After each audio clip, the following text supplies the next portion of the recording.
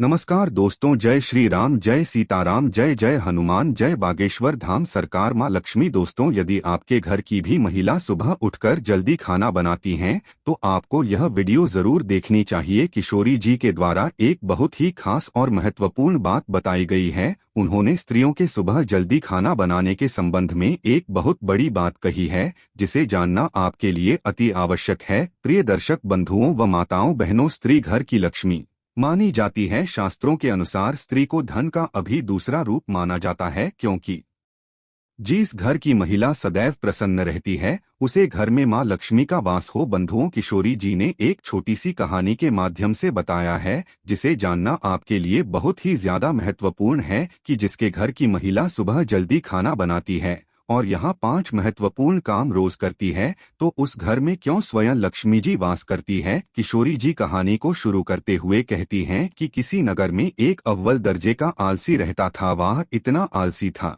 कि खटिया पर जिस करवट लेता उसी करवट लेता रह जाता। करवट बदलने में भी उसे परेशानी नजर आती थी। पत्नी बेचारी जब किसी काम के लिए कहती तभी वह करवट बदलता और पत्नी की तरफ पीठ फेर कर पड़ा रहता। उसकी आदतों को देखते हुए पत्नी को विश्वास हो गया कि वह कभी कुछ ना करेगा। एक दिन पत्नी ने बड़े प्रेम से उसे समझाया। बोली, मैं जानती हूँ कि तुम्हें खटिया से उठने में कष्ट होता है, किंतु इस तरह एक ही करवट लेते रहने से भी आदमी नाकारा हो जाता है। बाहर नहीं जाना चाहते हो तो खटिया पर बैठे बैठे ही कुछ करते रहो। आलसी सोचने लगा, ऐसा कौन सा काम है जिसे खटिया पर बैठे बैठे ही किया जा सकता है। कुछ देर बाद उसकी समझ में बात आई। खुश होकर वहां पत्नी से बोला, अरे सुनती हो, मैंने बैठे बिठाए काम ढूंढ लिया है, अब तुम्हें चिंता करने की जरूरत नहीं। पत्नी प्रसन्न हुई, अब कुछ तो घर का काम होगा। उसने सब्जी की टोकरी में चाकू रखा और उसके आगे रखती हुई बोली, अब बैठे बैठे सब्जी काट डालो। किंतु आलसी ने उस ओर ध्यान न दिया। थोड़ी देर बाद पत्नी जब सब्जी लेने पहुंची तो पाया कि पति देव खटिया पर बैठे हुए मक्खियां गिन रही है।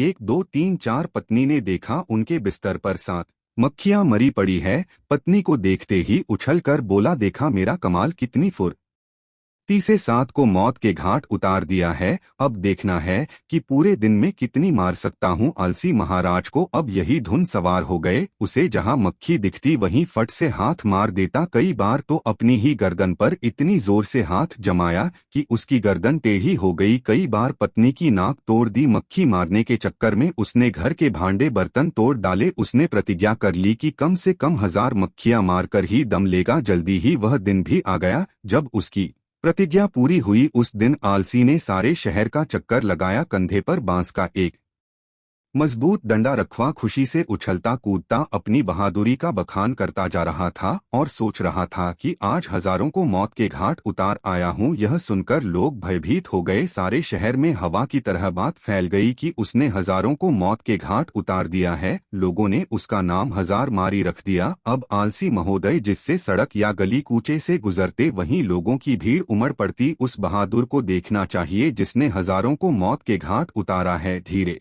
धीरे 1000 मारी सारे राज्य में प्रसिद्ध हो गया। कुछ दिनों बाद उस राज्य पर एक दूसरे राजा ने अचानक हमला बोल दिया। राजा के पास उस समय कोई अच्छा सेनापति नहीं था। उसने दूतों को आदेश दिया कि वे तुरंत सारे राज्य में घूमकर देखें और जहां भी उन्हें सेनापति के योग्य कोई युवक दिखाई दे उसे फौरन हमारे दरबार में हाजिर करें। आदेश पाते ही दूत जहां तहां शहरों में घूमने लगे। उन्हीं दिनों 1000 मारी का नाम सर्वत्र गूंज रहा था। दूतों ने जब सुना तो वे उसके घर जा पहुंचे। राजा के दूतों को अपने घर पर आया देख 1000 मारी भय से कांपने लगा। वह घर के अंदर एक अंधेरे कोने में दुबक कर बैठ गया। पत्नी से बातचीत होने पर मालूम हुआ कि राजा 1000 मरीज ऐसे बहादुर को अपना सेनापति बनाना चाहते हैं, इसलिए तुम उसे जल्दी हमारे साथ भेज दो। पत्नी को लगा जैसे वह कोई सपना देख रही है। अपने पति की असलियत को वह जानती थी। सोचने लगी, काश ऐसा हो सकता। किसी तरह राजा के दूत 1000 मारी को अपने साथ लेकर राजा के दरबार में पहुंचे। उस लंबे तगड़े नौजवान को जब राजा ने अपने सामने खड़ा पाया तो मन ही मन प्रसन्न हुआ और पूछा, तुम्हारा ही नाम 1000 मारी है? आलसी बोला, जी हुजूर, मुझे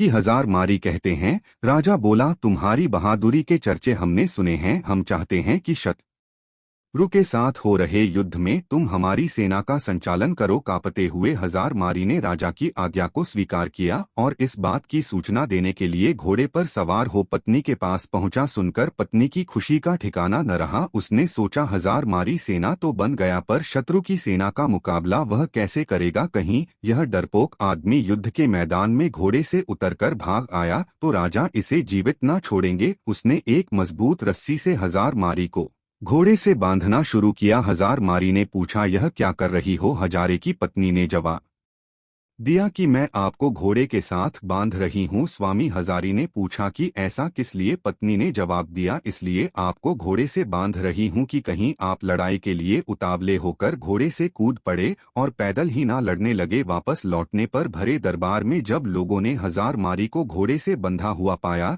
तो उनका उत्साह और भी बढ़ गया। ऐसा वीर सेनापति दूसरा कौन हो सकता है जिसने घोड़े सेना उतरने की मन में ठान ली है। सेना युद्ध के लिए तैयार थी। राजा की आज्ञा पाते ही हजार मारी के नेतृत्व में वे युद्धभूमि की ओर चल पड़े। शत्रु की सेना को जब मालूम हुआ कि एक बड़ी फौज के साथ हजार मारी मुकाबला करने चल पड़ा है तो उनके योद्धाओं का धैर्य टूट गया। उन्होंने सुना था कि हजार मारी अकेला ही हजारे को मार गिराता है। यहाँ नाम सुनते ही बड़े बड़े योद्धाओं के होश उड़ गए। उन्हें साक्षात अपनी मृत्यु नजर आने लगी। हजार मारी की सेना का उत्साह आसमान को छू रहा था। मैदान में पहुंचते ही वे शत्रु की सेना पर टूट पड़े। दोनों सेनाओं के बीच घमासान युद्ध होते देख हजार मारी ने अपने घोड़े के साथ बांसों के घने जंगल में जा छिपा, किंतु उसकी सेना ने शत्रुओं को दम न लेने दिया। वह शत्रु का मुकाबला करती हुई उसे खदेड़ ले गई और अपने राज्य से निकाल बाहर किया। शत्रु पर विजय पाने के बाद अपने सेनापति की जयकार करते हुए जब सैनिक वापस लौटने लगे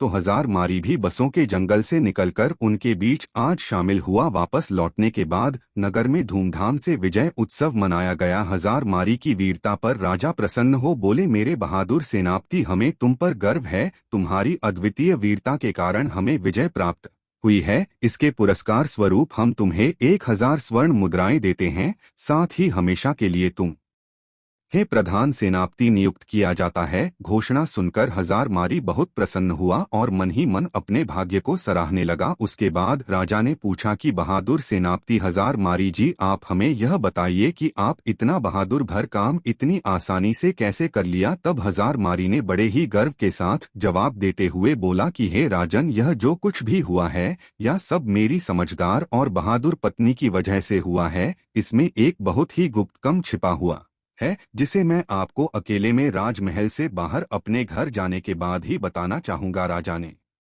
पूछा कि सेनापति हजार, मेरी यह बताओ कि तुम यहाँ वह गुप्त बात क्यों नहीं बता सकते हो। तो उसने कहा, यही तो मेरी सफलता का राज है जिसे मैं सबके सामने नहीं बता सकता। आपको मेरे साथ महल से बाहर मेरे घर चलना पड़ेगा। तब राजा ने कहा, ठीक है, मैं तुम्हारे साथ राजमहल से बाहर तुम्हारे घर जाने के लिए तैयार हूँ। तब राजा और सेनापति दोनों एक साथ राजमहल से सेनापति के घर गए। जब वह घर पहुँचे तो उन्होंने देखा कि सेनापति हजार मेरी की पत्नी अपने घर में बैठी बड़ी बेसब्री से अपने पति की इंतजार कर रही थी। जैसे ही हजार मारी की पत्नी ने सुबह सुबह अपने पति और राजा साहब को अपने घर पर आते देखा, वह तुरंत ही उठी और राजा साहब के सम्मान के लिए उपयुक्त व्यवस्था करने में जुट गई। फिर राजा का बड़े ही सम्मान के साथ स्वागत सत्कार किया और वह खाना तो बना ही चुकी थी तभी उसने राजा साहब को खाने के लिए भी चौकी सजा दी और राजा साहब को अच्छे से सुबह सुबह ही खाना खिला दिया। तब फिर हजार मारी बोला, अब तो आपने देखा ही होगा और समझ भी गए होंगे कि मेरी जीत का असली राज क्या है। मतलब की है महाराज, जैसा कि हम सभी को पता है कि जिस घर की महिला सुबह प्रातःकाल ब्रह्म मुहूर्त में उठ जाती है उसके घर में कभी भी लक्ष्मी की कमी नहीं होती और उसके यहाँ लक्ष्मी का वास होता है। और वही जिस घर में कोई महिला सुबह सुबह जल्दी खाना बनाती हैं उसे घर की तरक्की बिल्कुल पक्की है, क्योंकि राजा साहब और हम सभी लोग यहाँ जानते हैं कि जिस घर में सुबह जल्दी खाना बन जाएगा तो उसे घर की तरक्की इस तरह से होती है जैसे कि यदि सुबह जल्दी खाना बनेगा तो घर के बच्चे जल्दी से स्कूल के लिए भी चले जाएंगे, और यदि कोई व्यक्ति कहीं ऑफिस में काम करता है या फिर किसी को कोई जरूरी काम है तो वह घर से कभी भी खाली पेट नहीं जाएगा, वह कहीं भी खाना खाने की बात जा सकता है। और अपना पूरा काम पूरी लगन और मन से कर सकता है, तो सुबह सुबह जो भी स्त्री जल्दी खाना बना लेती है उसके घर में तरक्की होना बिल्कुल तय है। हजार मारी ने फिर जो भी उसके जीवन में अपनी पत्नी के प्रति सहायता की बातें जितनी भी थी और वह युद्ध में किस प्रकार से जीता था, यह सब राजा साहब को पूरी कहानी बता देता है। तब राजा साहब यह सब जानने के बाद कहते हैं, आपने बिल्कुल सही कहा सेनापति जी, इस घर की महिला सुबह जल्दी ब्रह्मा मुहूर्त में उठकर के सारे घर के कार्य कर लेगी और सुबह जल्दी खाना बना लेगी, उसे घर की तरक्की तो बिल्कुल तय है। उसके बाद राजा साहब ने हजार मारी की पत्नी को ढेर सारी असरफिया और जवाहर रात से सम्मानित किया। तो प्रीत दर्शक बंधु हो, आपको यह अच्छी तरह से समझ में आ गया होगा कि किसी भी घर की तरक्की के लिए महिला का योगदान सर्वोपरि होता है। और किसी ने कहा भी है कि किसी भी कामयाब व्यक्ति के पीछे किसी महिला का हाथ जरूर होता है, और घर की महिला यदि चाहें तो घर को स्वर्ग बन सकती है। तो आशा करते हैं यह वीडियो आपको अच्छी लगी होगी। यदि वीडियो अच्छी लगी है तो इस वीडियो को लाइक और चैनल को जरूर सब्सक्राइब कर लीजिएगा। जय माता लक्ष्मी, हर हर महादेव।